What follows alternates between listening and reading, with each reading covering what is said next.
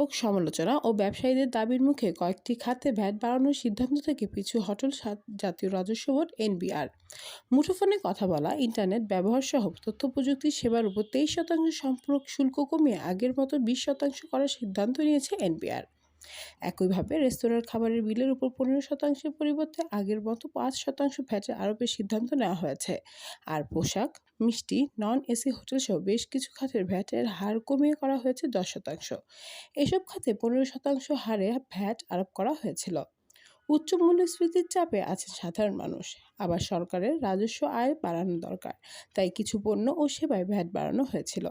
কিন্তু সাধারণ ও সীমিত আয়ের মানুষের কথা চিন্তা করে জনসম্পৃক্ত কিছু খাতে ভ্যাট কমানোর সিদ্ধান্ত হয়েছে।